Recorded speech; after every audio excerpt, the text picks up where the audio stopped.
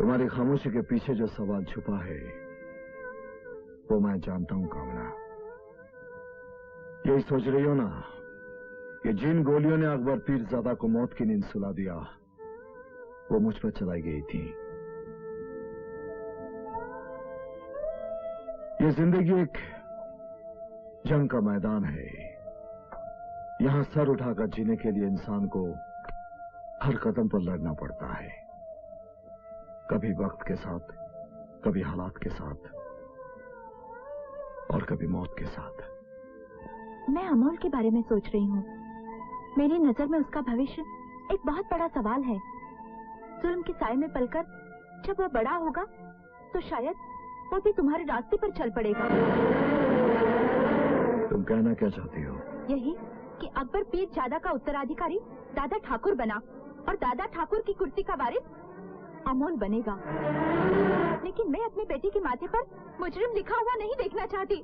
मैं ये नहीं देखना चाहती कि जिस तरह हमारी जिंदगी मौत के साए में गुजर रही है उसी तरह मेरे बेटे की जिंदगी गुजरे। ऐसा तुमने क्यों सोच लिया कि हमारा बेटा बड़ा होकर मेरी कुर्सी पर बैठेगा? ऐसा कुछ नहीं होगा कामना। हमारा बेटा बड़ा होकर दादा ठाकुर नहीं देवराज बनेगा, एक सच्चा और अच्छा नागरिक। मगर ये कैसे मुमकिन है? क्या ऐसा नहीं हो सकता तुम अपने बेटे के अच्छे फ्यूचर के लिए अपना रास्ता बदल दो? ये नामुमकिन है कामना। ये वो रास्ता है जिसके दाएं बाएं और पीछे मौत की गहरी खाई है। एक बार जो इस रास्ते पर चल पड़ता है वो ना पीछे मुड़कर देख सकता है और ना रास्ता बदल सकता है।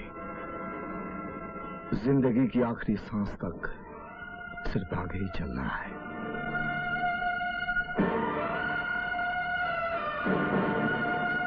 देख चीता, दादा ठाकुर अकबर पीरजादा को अपने बाप का माफक समझता था। अगर उसने तुझे पहचान लिया होगा तो तेरा बचना बहुत मुश्किल है। मेरी बात मान, 2-4 महीने के लिए अंडरग्राउंड होगा। मुंबई में चुपके रहना भी रिस्क है चिता, इसीलिए मैंने तेरे को मॉरिशस भेजने का फैसला किया। इसका मतलब ये मत समझना कि हम दादा ठाकुर से डर गए। जुर्म की दुनिया में वक्त और मौके के हिसाब से चलना पड़ता है। ये लो टिकट, शाम के फ्लाइट से निकल जाना। ठीक है भैया।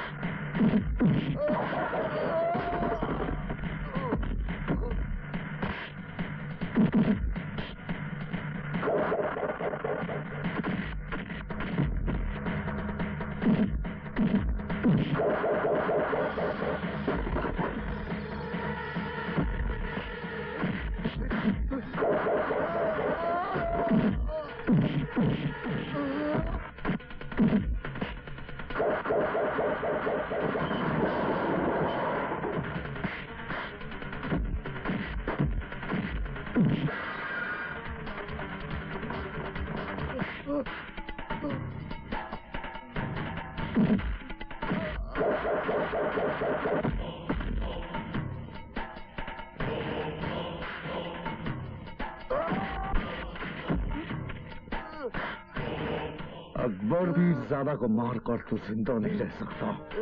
चल। Hello, Yashwant here. हेलो भैया, मैं चीता बोल रहा हूँ भैया। चीता कहाँ से बोल रहा? जिंदगी से दूर, मौत के करीब। तेरा भाई इस वक्त दादा ठाकुर के कब्जे में है। लेकिन दादा ठाकुर, ये ठीक नहीं है। आखिर मेरा भाई का कसूर क्या है? क्या किया उसने? अगर अपने भाई को जिंदा देखना चाहता है तो 10 मिनट के अंदर मेरे फार्म हाउस पर आ जा, वरना तेरे भाई की लाश मिलेगी।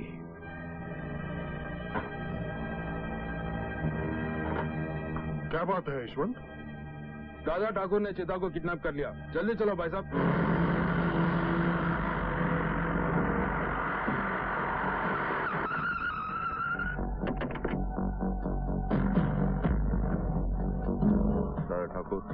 अन्ना और उसके भाई।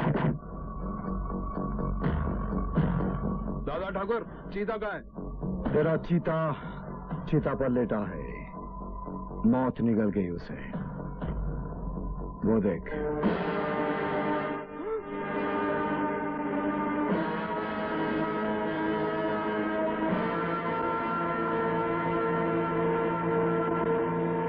चीता, मेरे भाई। क्या हुआ? मैं जानता हूं इस समय तुम दोनों के दिलों पर क्या बीत रही होगी, लेकिन जिस वक्त अकबर पीरजादा की लाश कब्र में उतारी जा रही थी, उस वक्त मैं भी बहुत रोया था। वो मेरे लिए बाप के बराबर थे।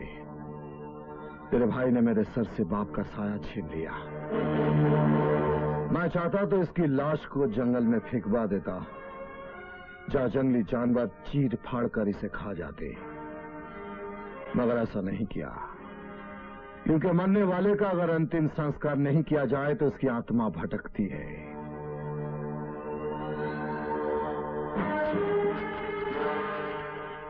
चल, अपने चीता की चीता को आग लगा दे।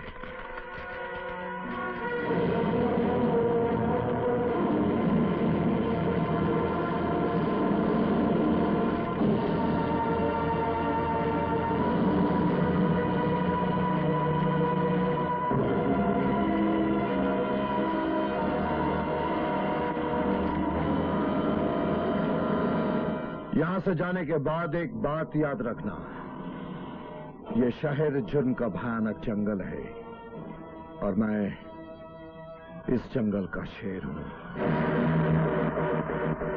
अगर इस जंगल में रहना है तो शेर की गुलामी करना सीख, वरना इसका जो अंजाम हुआ है तुम दोनों का भी हो सकता है।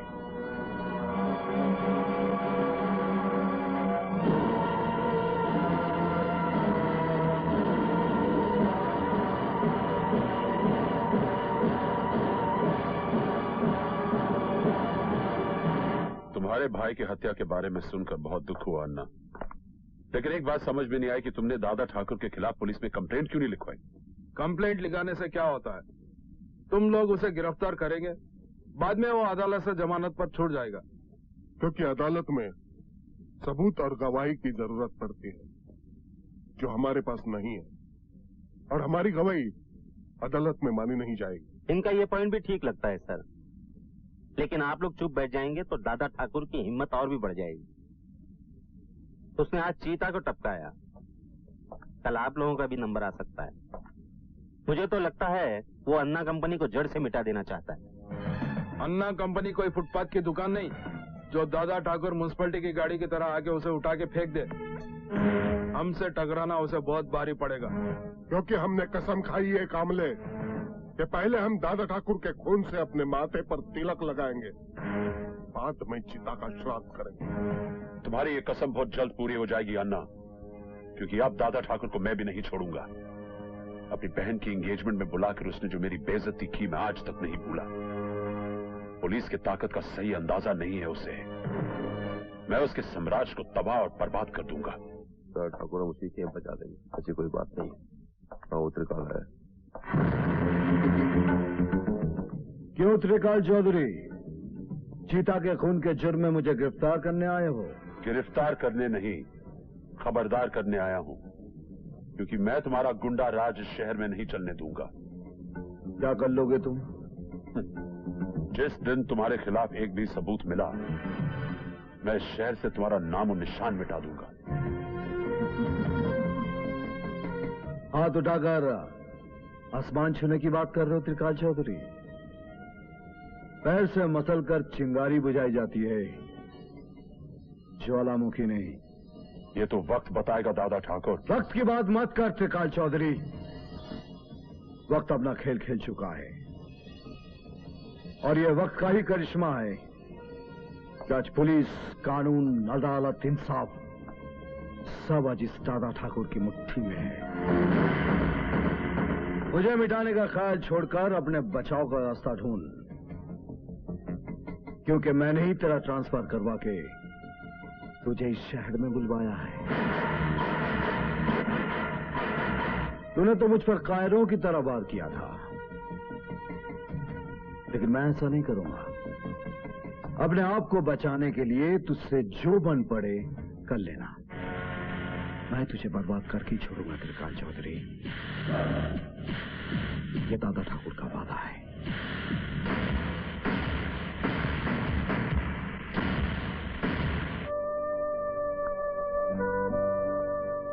कहो, किस लिए बुलाया है मुझे? मेरे बुलाने पे तुम यहाँ तो आ गई। इससे ये साबित होता है रश्मि कि तुम आज भी मुझसे प्यार करती हो। देखो, मैं यहाँ ज्यादा देर नहीं रुक सकती।